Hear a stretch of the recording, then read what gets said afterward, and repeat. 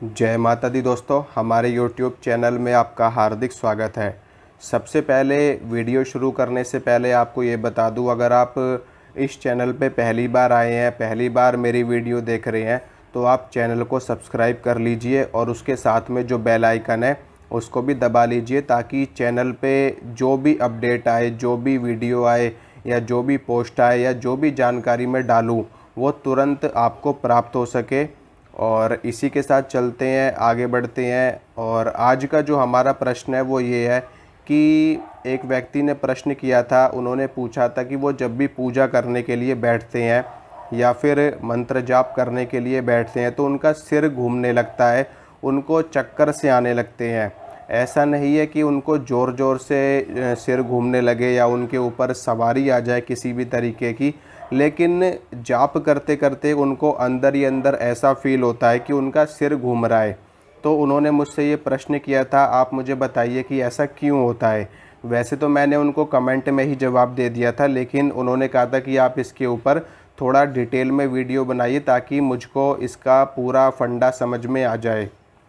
तो चलिए बताता हूँ आपको कि ऐसा क्यों होता है। देखिए, जब कोई व्यक्ति इस क्षेत्र में आता है, साधना के क्षेत्र में आता है, या फिर जो कोई भी व्यक्ति थोड़ी सी ज़्यादा मात्रा में पूजा करने लगता है। पूजा पाठ तो हर कोई करता है, हर कोई मंदिर जाता है, हर कोई कोई ना कोई दीपक जलाता है, कोई धूपबत्ती जलाता है, कोई हनुमान चालीसा पढ़ता है, कोई दुर्गा चालीसा पढ़ता है, कोई भैरव चालीसा पढ़ता है, या फिर कोई शनिदेव के मंदिर में जाकर के शनिवार को दीपक जलाता है, कोई मंगलवार को हनुमान जी के मंदिर में जाता है। ये तो एक सामान्य प्रक्रिया हो गई देवी देवताओं की कृपा प्राप्त करने की। लेकिन जब कोई व्यक्ति ज़रूरत से ज़्यादा पूजा करने लगता है, यानी कि अगर कोई 1 घंटे पूजा कर रहा है डेली के 1 घंटे अगर आप पूजा कर रहे हो, 1.5 घंटे कर रहे हो या 2 घंटे कर रहे हो, तो पूजा करते वक्त आपको ऐसा फील होता है कि आपका सिर घूम रहा है अंदर ही अंदर। या जब आप आंख बंद करके मंत्र का जाप कर रहे हो और अंदर ही अंदर आपको फील होता है कि जैसे आपको चक्कर से आ रहे हैं, और कई बार तो ऐसा बड़ा हल्कापन महसूस होता है बॉडी के अंदर, और आपको बॉडी में सेंसेशन सी फील होती है। जैसे कई बार पैरों पे फील होता है कि कुछ चल रहा है, या फिर कुछ चींटियां सी काट रही है, या फिर आज्ञा चक्र पे सेंसेशन महसूस होती है, यहाँ पर नाक के इधर के हिस्से पे सेंसेशन महसूस होती है, और इसके साथ में आपके सिर में इस हिस्से में सेंसेशन फील होती है, इधर के हिस्से में सेंसेशन फील होती है। इसके अलावा इधर नाभि के पास में सेंसेशन फील होती है, हाथों के ऊपर हल्की हल्की सेंसेशन सी फील होती है। ऐसा लगता है जैसे कोई कोई कीड़ा सा चल रहा हो, या कोई चींटी सी चल रही हो, या फिर कुछ खुजली सी हो रही हो, इस तरह की सेंसेशन फील होती है। और सेंसेशन फील होती है, इसके साथ में चक्कर से भी आते हैं। ऐसे लगता है जैसे हम इधर को गिर रहे हैं या इधर को गिर रहे हैं, या हमारा सिर घूम रहा है। तो ये चीज़ क्यों होती है, मैं आपको बताता हूँ। जब हम पूजा करने के लिए बैठते हैं और जब हम मंत्र का जाप करते हैं तो ब्रह्मांडीय ऊर्जा हमारे ऊपर गिर रही होती है। आप इसको ब्रह्मांडीय ऊर्जा भी कह सकते हो, या फिर आप जिस देवी या जिस देवता के मंत्र का जाप कर रहे हो या जिसकी भी आप पूजा कर रहे हो, वो देवी या वो देवता, उनकी ऊर्जा आपको मिल रही होती है। वो ऊर्जा आपको ऊपर से मिल रही होती है, यानी कि आपके ब्रह्मरंध्र पे गिर रही होती है। इसको सहस्रार चक्र कहते हैं, सहस्रदल कमल भी यहाँ पर होता है विराजमान। तो यहाँ पर वो शक्ति गिर रही होती है, यानी कि वो देवी या वो देवता आपके ऊपर शक्तिपात कर रहे होते हैं।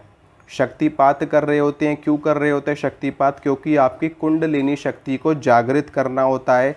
और जब आप उनके मंत्र का जाप करते हो तो उनसे आपको एनर्जी मिलती है, यानी कि आप उनको अपने पास बुला रहे होते हो, उनका आवाहन कर रहे होते हो, उनकी ऊर्जा को अपने अंदर बटोर रहे होते हो, समेट रहे होते हो। तो होता क्या है, जब हमारे चक्कर घूमना शुरू करते हैं, जब हमारे शरीर पे वो ब्रह्मांडीय ऊर्जा ऊपर से गिरती है, तो हमारे चक्र रोटेट होने लगते हैं। आपने टरबाइन सुना होगा, जिस प्रकार से पानी से बिजली बनाई जाती है, टरबाइन के ऊपर बहुत तेज़ी से पानी गिराया जाता है या उसको बहुत तेज़ी से घुमाया जाता है तो बिजली बनती है। ठीक है, बिजली जनरेट होती है, इलेक्ट्रिसिटी बनती है। इसी तरीके से जब हमारे चक्रों पे ऊपर से ऊर्जा गिर रही होती है तो हमारे चक्र भी रोटेट होने लगते हैं और ये भी एक विद्युत उत्पन्न करने लगते हैं, जिसे कहते हैं कुंडलिनी शक्ति जागृत होने लगती है। मूलाधार चक्र पे आती है, स्वादिष्ठान पे आती है, पहले ऊपर से गिरती है एनर्जी हमेशा। हम ऐसा नहीं कि नीचे से जागृत होना शुरू होती है, पहले हमेशा शक्ति ऊपर से प्रवेश करती है। ऊपर से प्रवेश करके सबसे पहले आपके शरीर को शुद्ध करती है। शुद्ध करने के बाद फिर एक एक करके आपके चक्र जागृत होना शुरू होते हैं। तो जब ये चक्र ऐसे ऐसे घूमते हैं, जब ये चक्र अपनी स्पीड पकड़ते हैं, घूमना शुरू होते हैं, तो उसी वक्त हमको फील होता है कि हमें चक्कर से आ रहे हैं। जब हमारा ब्रह्मरंध्र और जब हमारा आज्ञा चक्र ये जब घूमता है तब हमें चक्कर आना महसूस होता है, जैसे हमें चक्कर आ रहे हैं। और जब हमारा हार्ट का चक्र जब घूमता है तब हमें बेचैनी सी होती है, तब हमें घबराहट फील होती है, उल्टी के जैसा मन होता है। और जब हमारा ये थ्रोट चक्र, इसे कहते हैं विशुद्धि चक्र, जब हमारा ये वाला चक्र घूमना शुरू होता है तब हमें यहाँ पर ऐसा महसूस होता है जैसे कि कुछ यहाँ पे अटका हुआ है, जैसे कि कुछ अटक रहा है यहाँ पे। और अगर आप कुछ ली लोगे, कोई भी चीज़ पानी पियोगे, तो भी आपको यहाँ पे ऐसे लगेगा जैसे कोई चीज़ अटकी हुई है, इस तरीके से आपको महसूस होगा। तो ये चीज़ है, ये फंडा है, इसीलिए आपको चक्कर आना महसूस होता है।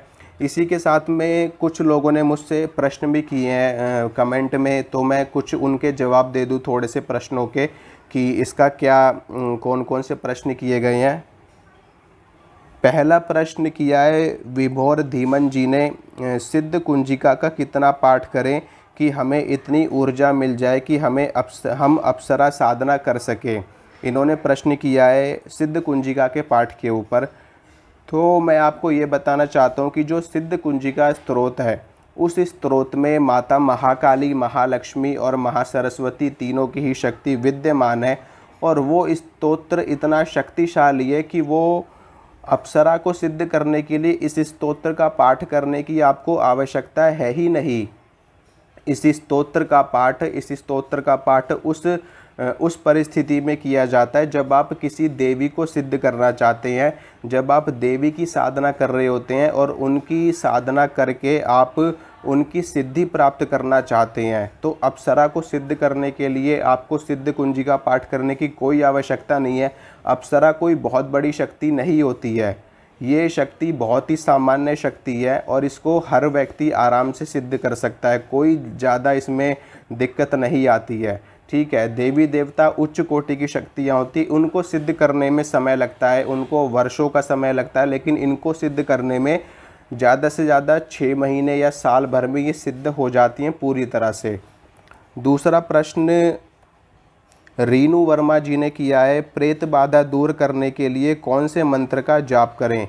देखिए, प्रेत बाधा, भूत बाधा, चुड़ैल बाधा, इन सभी बाधाओं को दूर करने के लिए सबसे अच्छी 2 शक्तियां काम करती हैं। वो हैं एक तो हनुमान जी और दूसरा माता महाकाली। तो आप हनुमान जी के मंत्र का जाप कर सकते हैं। हनुमान जी के मैंने बहुत सारे मंत्र अपनी वीडियोस में दे रखे हैं, माता काली के भी अनेकों मंत्र दे रखे हैं। इसके अलावा जो मैंने बीज मंत्र दिया था, आप उसका भी पाठ कर सकते हो, क्रीम का या क्रिंग का, तो इससे आपकी प्रेत बाधा खत्म हो जाएगी। तीसरा प्रश्न प्रतीक गुप्ता जी ने किया है कि आप दृष्टि के लिए कोई मंत्र या कोई चीज़ बताएं जो मैं करूं और मुझे दृष्टि प्राप्त हो जाए। इनका कहने का मतलब ये है कि ये थर्ड आई की बात कर रहे हैं। ये कह रहे हैं कि आप कोई ऐसा मंत्र या कोई ऐसा उपाय या कोई ऐसी क्रिया बताइए जिससे इनकी थर्ड आई जागृत हो जाए। तो प्रतीक जी, मैं आपको ये बताना चाहता हूँ कि थर्ड आई जागृत करने के लिए गुरु मंत्र बहुत अच्छा माना गया है। अगर आपको गुरु मंत्र मिला हुआ है अपने गुरु से, तो आप गुरु मंत्र का जाप करिए। गुरु मंत्र के जाप से थर्ड आई अपने आप जागृत हो जाती है। दूसरी चीज़, अगर आपको गुरु मंत्र नहीं है तो आप अपने इष्ट देव के मंत्र का जाप करिए। आपके इष्ट देव जो कोई भी हैं, आप उनके मंत्र का जाप करिए। मंत्र का जाप करते करते अपने आप ही थर्ड आई जागृत हो जाती है। इसके अलावा इसके साथ में आप थोड़ी देर त्राटक करिए और थोड़ी देर अनुलोम विलोम का भी अभ्यास करिए, तो इससे थर्ड आई एक्टिवेट होने में आपको बहुत ज़्यादा हेल्प मिलेगी। और त्राटक करिए, थोड़ी देर ध्यान करिए। ठीक है, इससे और भी ज़्यादा सपोर्ट मिल जाएगा, तो और भी जल्दी आपकी एक्टिवेट हो जाएगी।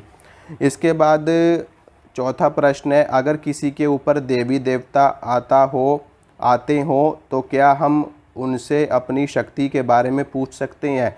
ये प्रश्न सोनू कुमार जी ने किया है। तो सोनू कुमार जी, मैं आपको ये बताना चाहता हूँ कि बिल्कुल पूछ सकते हो आप। अगर किसी व्यक्ति के ऊपर देवी देवता की कोई सवारी आई है या उनके गणों की कोई सवारी आई है, तो बिल्कुल आप अपने बारे में पूछ सकते हैं, अपने परिवार के बारे में पूछ सकते हैं। लेकिन अगर वो देवी देवता हैं तो आपको ज़रूर उसका जवाब दे देंगे। अगर कोई भूत प्रेत सामने खेल रहा है तो वो आपको जवाब नहीं दे पाएंगे। इसके बाद बहुत से लोगों ने प्रश्न किया वशीकरण के ऊपर, कि वशीकरण के ऊपर आप लोग बताइए। देखिए, मैं आपको ये बताना चाहता हूँ कि वशीकरण के लिए आप साधना कर सकते हो, और किसी भी व्यक्ति विशेष को आप वश में करने के लिए कोई उपाय कर सकते हो या कुछ प्रयोग कर सकते हो। लेकिन मैं आपको यही कहना चाहूँगा कि आप कोई उपाय करोगे या कोई साधना करोगे तो किसी एक व्यक्ति को वश में कर पाओगे।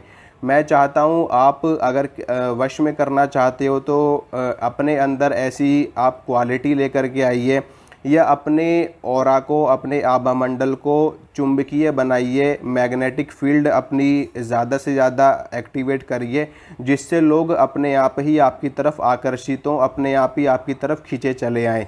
उसके लिए आप कामदेव के मंत्र का जाप कर सकते हो।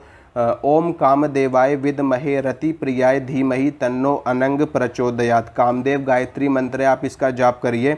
इससे आपके अंदर आकर्षण शक्ति आएगी, सम्मोहन की शक्ति आएगी, वशीकरण की शक्ति आएगी, और हर कोई व्यक्ति आपकी तरफ खींचा चला आएगा। इसके अलावा आप भगवान श्री कृष्ण के मंत्र का जाप कर सकते हैं, ओम क्लीं कृष्णाय नमः या फिर ओम क्लीं कृष्णाय नमः। इस मंत्र का जाप करने से भी सम्मोहन की और आकर्षण की शक्ति प्राप्त होती है हमें। और इसके अलावा आप इसमें क्लिंग बीज मंत्र का भी जाप कर सकते हो। सिर्फ क्लिंग क्लिंग क्लिंग इसको भी आप पढ़ोगे तो भी आपके चारों तरफ आकर्षण शक्ति बढ़ेगी, चुंबकीय तत्व बढ़ेगा, और आप किसी को भी अपने वश में आसानी से कर पाओगे। इसके अलावा और भी प्रश्न पूछे गए हैं। एक प्रश्न पूछा गया है, ब्रह्म राक्षस कौन होते हैं?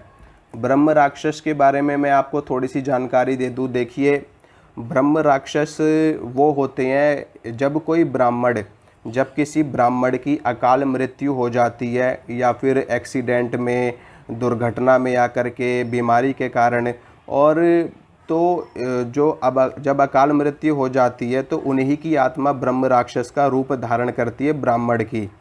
तो ये बहुत ही शक्तिशाली होते हैं, क्योंकि ब्राह्मणों को वेदोक्त ज्ञान होता है, तंत्रोक्त ज्ञान होता है, और ब्रह्म का स्वरूप होने के कारण इनको ब्राह्मण कहा जाता है। और वैसे तो ब्रह्म के स्वरूप सभी हैं, लेकिन इनका जो स्थान बताया गया है ये ब्रह्म बताया गया है, यानी कि ब्रह्मरंध्र के कारण इनका ब्रह्म का स्थान बताया गया, और इसी कारण से इनको ईश्वर ने पूजा पाठ, हवन यज्ञ इत्यादि करने की आज्ञा दी है, और इसी कारण से ये बहुत शक्तिशाली होते हैं। जब अगर आपने किसी भी ब्रह्म राक्षस की आत्मा को सिद्ध कर लिया तो आप असाध्य से भी असाध्य कार्य उनसे करवा सकते हो, लेकिन इनको वश में करना बहुत ही ज़्यादा कठिन होता है, बहुत ही ज़्यादा मुश्किल होता है, और ये जिन्न से भी ज़्यादा शक्तिशाली होते हैं।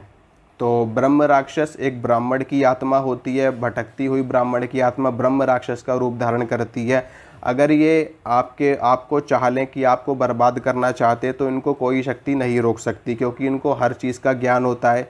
हाँ, कोई व्यक्ति विशेष हो जो साधनाएं करता हो, जिसको जानकारी हो इन सब चीज़ों के बारे में, तो वही व्यक्ति आपको इनसे मुक्ति दिलवा सकता है, या फिर आप खुद साधनाएं करके देवी देवताओं का पहरा लगा करके इनको आप दूर कर सकते हो, क्योंकि ये सात्विक होते हैं।